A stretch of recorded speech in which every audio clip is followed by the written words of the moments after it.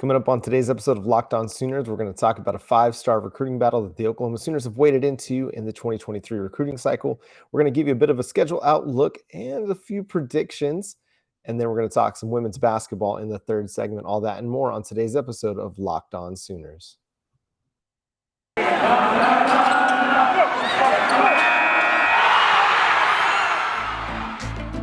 You are Locked On Sooners, your daily podcast on the Oklahoma Sooners, part of the Locked On Podcast Network, your team every day.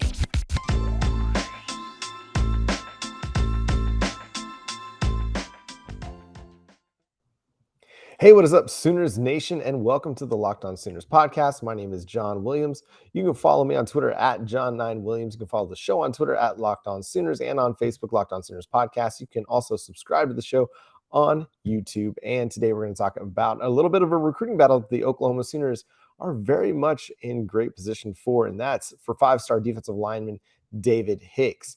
Now, On3 Director of Recruiting Chad Simmons issued a prediction yesterday for the Oklahoma Sooners. Now, that's the second prediction to come from On3 in the last few weeks. First, Jerry Simmons back on the 21st of January issued a prediction for David Hicks. Now, Texas A&M is also in the mix on this one. They received the first projection, a crystal ball projection from Steve Wiltfong of 247 Sports way back in August.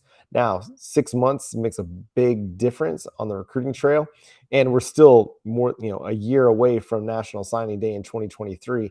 But the Oklahoma Sooners are very much in a great position for David Hicks. His father, David Hicks Sr., told Chad Simmons that relationships were key in this recruiting effort, and we know Todd Bates, Brent Venables, Miguel Chavis, Jay Valai, they're all really, really good at building relationships. And that's one of the things that he mentioned about the Oklahoma Sooners is that these guys have had relationships with his son, Hicks Jr., for quite some time. And those are going to be weighing heavily on the defensive lineman's prospects down the road. Now he's 6'4", 250.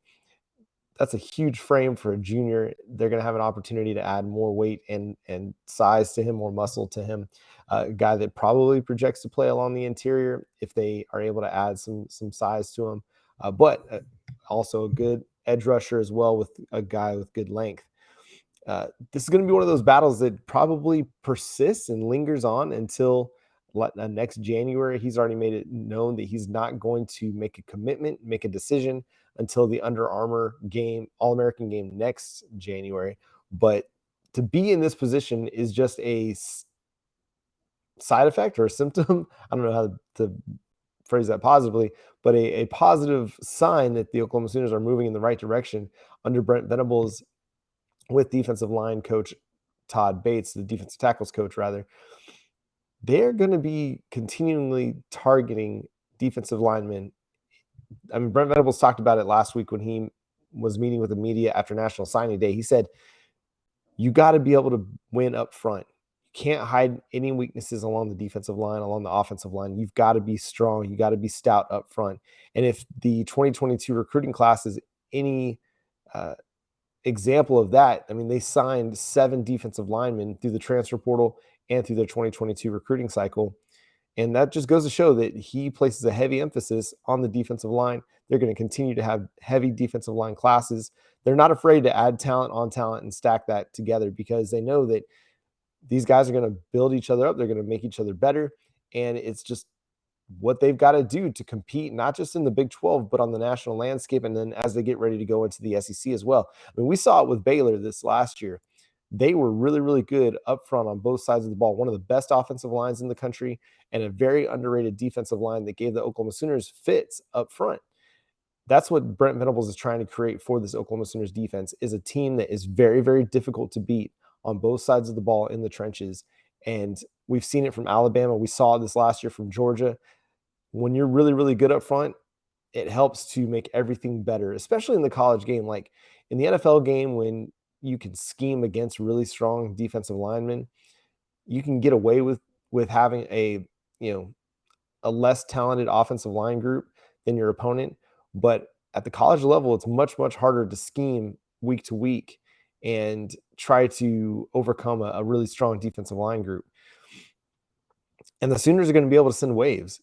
This first recruiting class, it may not have the 5-star talent that we're expecting to see down the road, but I think with time, I mean, they only had 2 months to put this class together after coming on board with the Oklahoma Sooners. But with time, Brent Venables, Todd Bates, and Miguel Chavis, they're going to start landing these 5-star defensive line talents. And as they do that, it's going to help bolster the rest of the roster and improve the rest of the roster.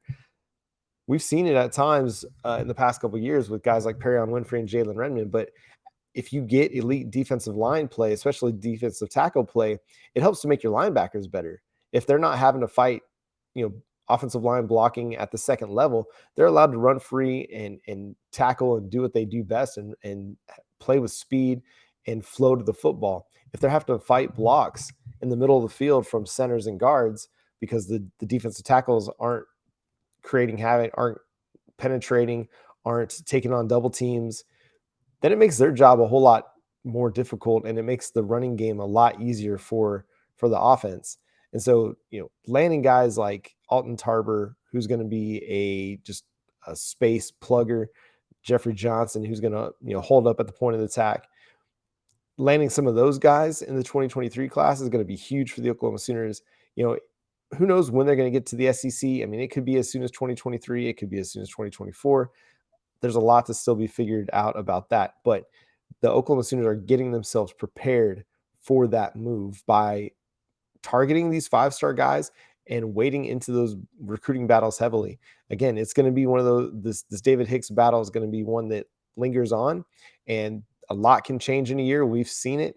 The coaching staff won't change, but we've seen commitments go one way. Even when Lincoln Riley was here, we saw him lose 3, 4, 5-star wide receivers in his 2022 recruiting class from Talon Shetron and the other two names are Jordan Hudson and one other guy. It's kind of escaping me now, but they lost 3 wide receivers in that 2022 class while Lincoln Riley was still there. And so anything can happen. I believe they're going to be able to close this out. They're already in a strong position that even though the Hickses are going to be taking visits out west to several schools and in the Big Ten as well, and they're going to be going up against Alabama and the pocketbooks of Texas A&M, they're going to be able to recruit. Like David Hicks, they on 3 lists, one of his hobbies is welding. I don't think this is a guy that's necessarily going to be out there chasing NIL deals. He just seems like he's kind of got that Oklahoma mentality, right? The hard worker. I mean, if you're a welder, like you're a hard worker, you're willing to like sweat to do your job. And if it's a hobby for him, like that, to me, that's kind of cool. That's some hard work. I've never welded, but living in Ethiopia, sometimes you walk by these guys that are welding on the street in the heat in the desert, like they're putting in work, and it's not easy work to sit there and just have that heat kind of generating right in front of you, and that bright light generating right in front of you. So I don't know, that just was a really interesting note to me that I think just kind of says something about what this kid's about. Obviously, he listed video games as well, but I don't know, it's just kind of a cool hobby that you don't see often high school kids talk about, welding as a hobby. Usually it's, things like video games or, playing sports or whatever. But it's going to be fun to watch. Recruiting is nonstop. It never quits. And now, that I'm fully immersed following the Sooners, last year I was more covering the Dallas Cowboys still, now covering the Sooners full time. It just takes on a whole new life. And man, I'm starting to really dig it. Again, stars aren't the only thing that matters. What happens when you get on campus, what you do with those stars is what matters. How you develop yourself, how you progress. Those are the things that matter. But it's evident and it's clear, the more, the higher stars you have, the higher rated recruiting classes generally are the ones that are competing for national titles, unless you're Texas. Texas can't even compete for a Big 12 title. They've had the top recruiting class in the Big 12 9 times since 2010 and have 0 Big 12 championships to show for it. But coming up next, let's talk about the Oklahoma Sooners 2022 schedule, talk about some potential pitfalls, and why I think they might be able to go undefeated. We'll do that after I talk to you about Built Bar. Built Bar is the best tasting protein bar ever. I love Built Bar.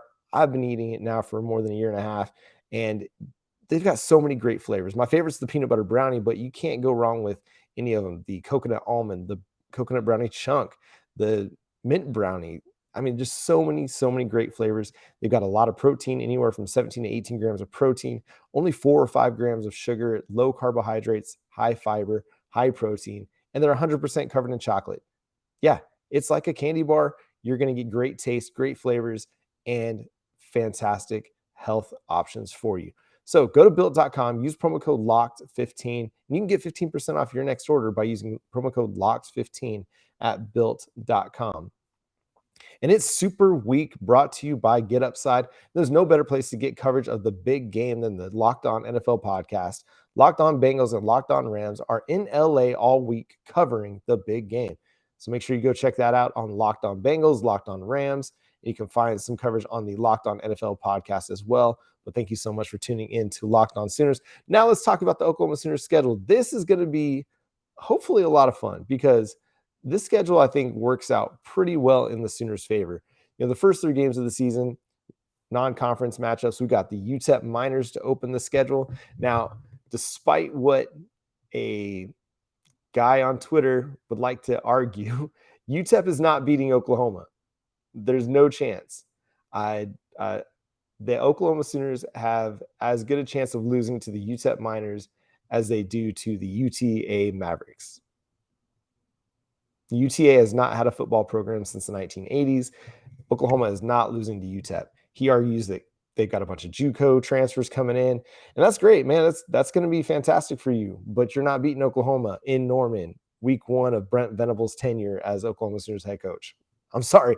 You're probably going to get 40 dropped on you, and you're only going to score maybe 10 points, 14 points. So we're not going to talk about that. Kent State, they got some turnover at quarterback happening. I don't think that's going to be much of a threat to the Oklahoma Sooners as well. Now, the first true test of the season comes when they face the Nebraska Cornhuskers in Lincoln on September 17th.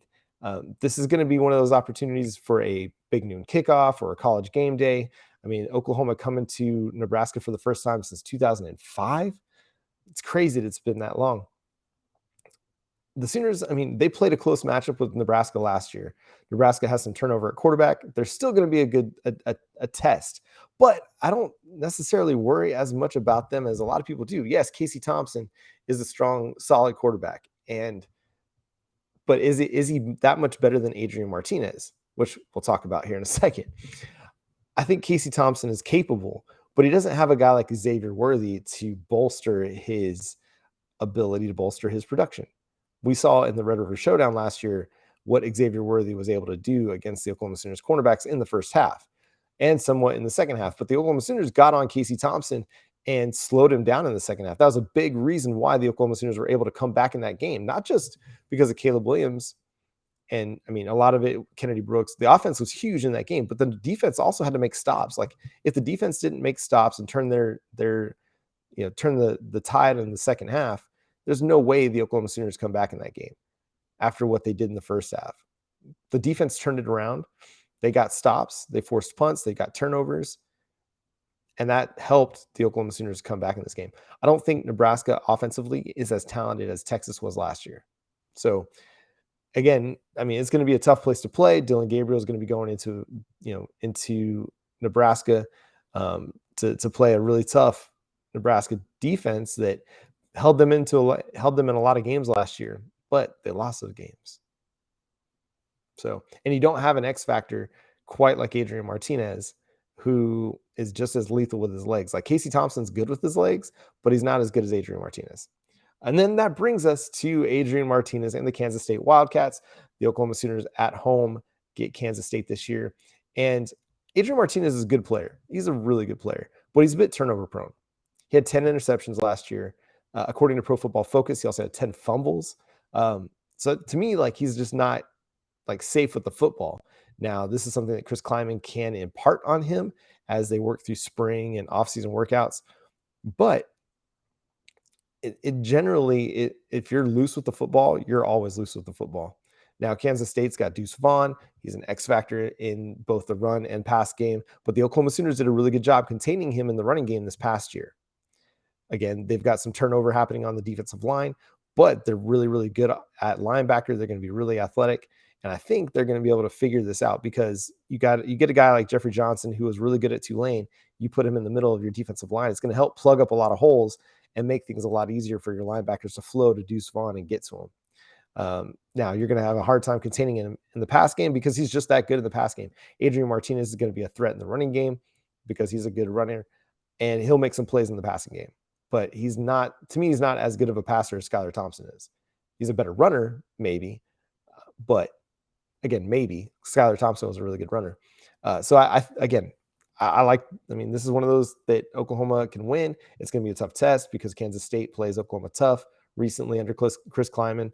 Oklahoma's just 1-2 against Kleiman over the last 3 years. So it'll be one to watch. Now, this is a potential pitfall game right here against TCU on the road, October 1st.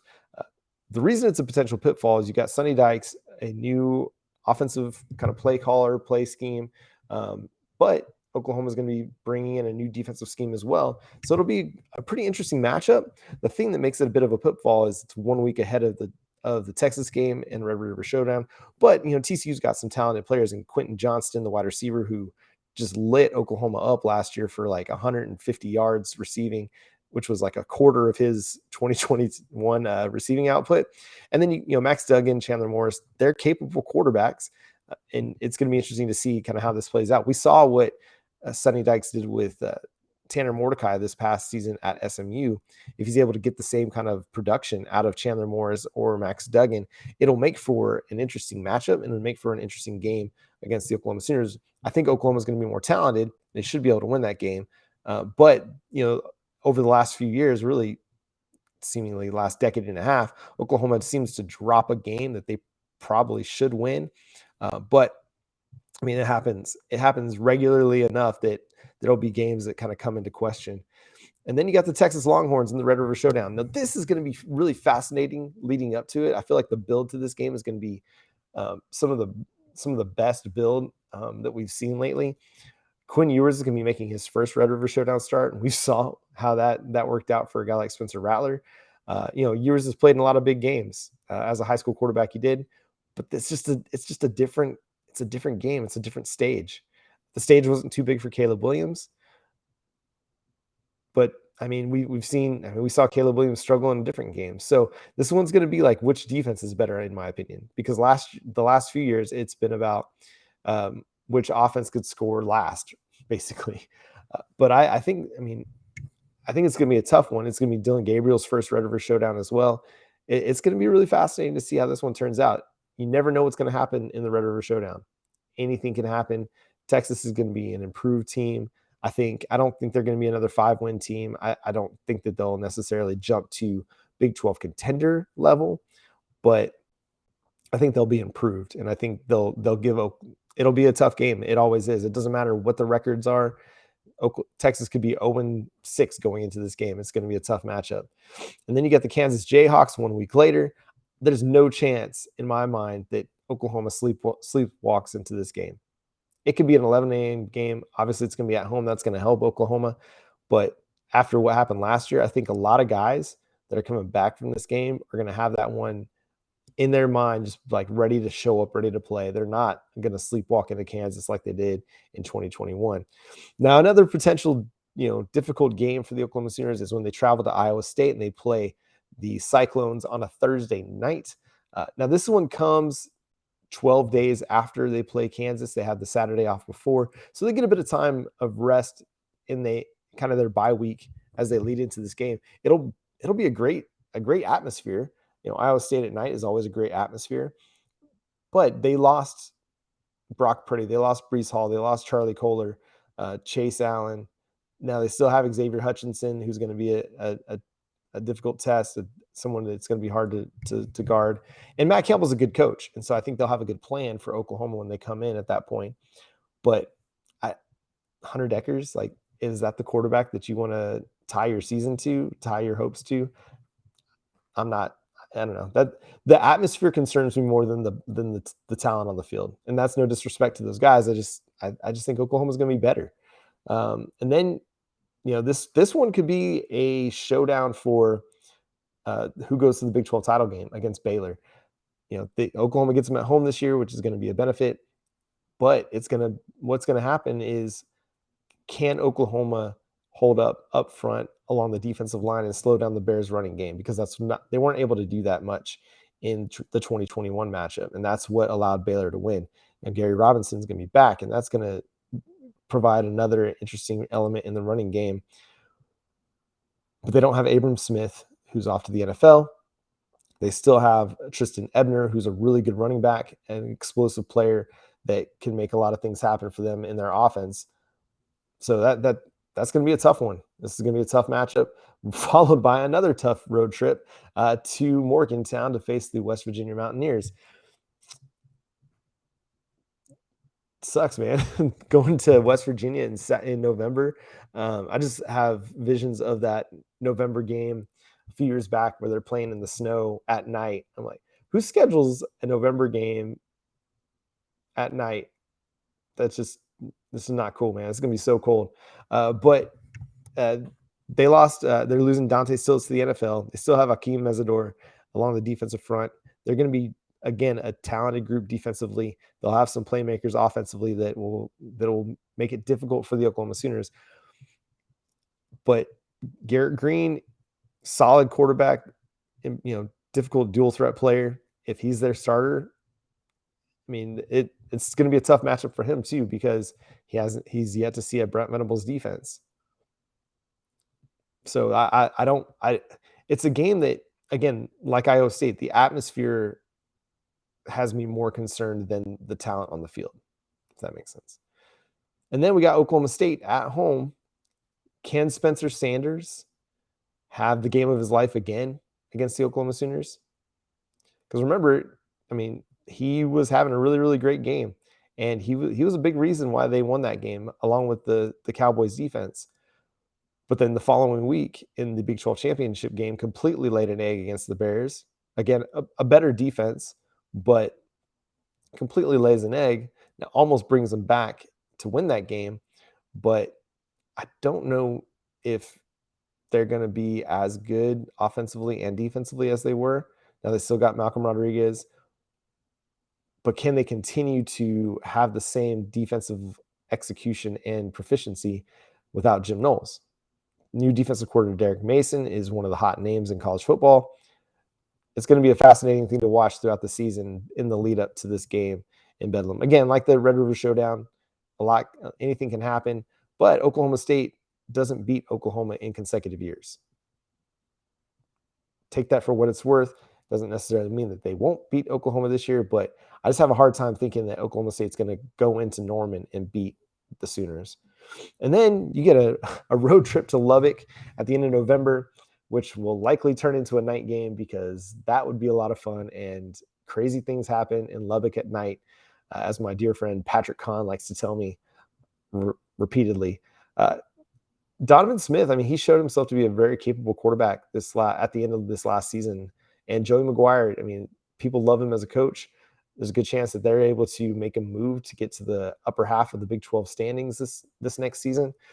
But we'll see what happens. I mean, it's to me, any schedule in the Big 12, I think, is difficult, because you have to play everybody.